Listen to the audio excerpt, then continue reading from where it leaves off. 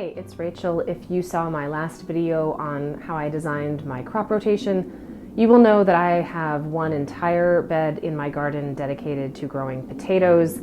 And while that was my garden plan, this is my garden reality. Like much of the rest of the United States, we were hit over the last week with a number of heavy storms to the point where we were under tornado watch. That came with a lot of rain and the ground is absolutely soaked. As a result, I have not been able to finish the grading of our property. We ended up with a ton of standing water to the point where we had ducks living here full time, deer are coming by to drink every day, and a bunch of rabbits as well.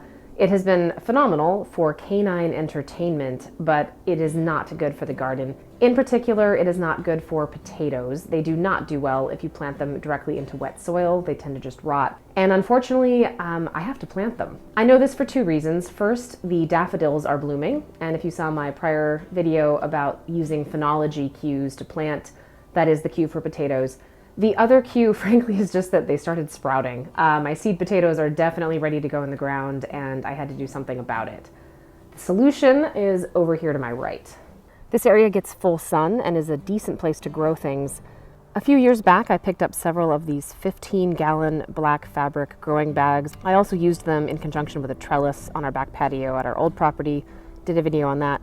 I like them. They're good. They're effective. I had a bunch of them and I thought, why not use them for potatoes? For those of you that are wondering why I'm not going to use a potato tower, two reasons. One, I need to plant these now, and it would take a good chunk of time as well as money to build a potato tower. But the other is there's limits on how well those work. And yes, I know that in theory, a potato as it grows, you can continue to bury the stems and it will set more potatoes. There are real limits on how far you can stretch that. There are two kinds of potatoes, just like with tomatoes. There are determinate and indeterminate types. When you are planting a determinate type, it will only set potatoes basically right above where the seed potato is. You're not going to get this long stem of continuous potato production. How do you know if your potato is an indeterminate or a determinate? Sometimes you don't. The better sources will tell you. I do not know which type mine are. I do know that they are early season potatoes. Here in Michigan, I have a short growing season, and hence I picked shorter growing length potatoes. Those, from what I've read, tend to be the determinate types, and the indeterminate ones tend to have the longer growing period, and they're your late season types. Because of that, I am assuming that these are determinates, and that there's really not much benefit in building an entire tower. I think these grow bags are probably as good as I'm gonna get. I also didn't have a ton of potting soil lying around handy, and consequently I combined two things. The first are the decomposing wood chips / rough compost that I have in my bins from last year. Did a video on those before. It's not great compost, as I mentioned in those videos. It's pretty rough, but potatoes don't like heavy soil in any case, and I thought adding a bunch of organic matter would be a good idea. I put a layer of that on the bottom of the bags, and on top I shoveled in our native soil, which is fairly heavy and dense with quite a bit of clay content.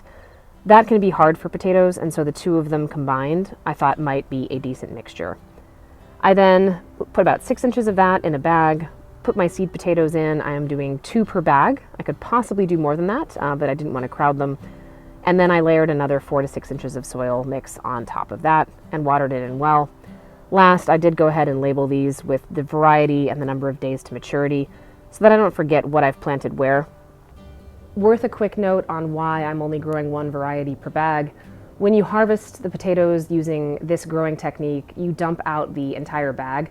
There are special bags with sides that fold down where you can reach in and harvest out the potatoes. I don't have those, I have these, and hence I need to harvest them all at once by essentially just pouring it out on the ground and getting all of the tubers at a time. I didn't want to risk having 2 varieties in there. Even though they have relatively similar maturity dates, there's always a chance that one of them would be ready long before the other one, and I just didn't want to deal with that problem. Hence, 1 variety per bag. This was definitely a make-it-work, scrappy situation and a total experiment. I will provide updates as I go along through the growing season and let you know whether or not this is working. If it turns out horribly, you know what, I'm just out the cost of some seed potatoes, and I will just try again next year. I know drying out can be a problem. I will stay on top of the watering. But if anybody has tried this technique and has suggestions specifically for fertilizer and other approaches that I might have to be thoughtful with in growing in a bag, please post below and let me know. Otherwise, until next time, I hope that was helpful. Thanks.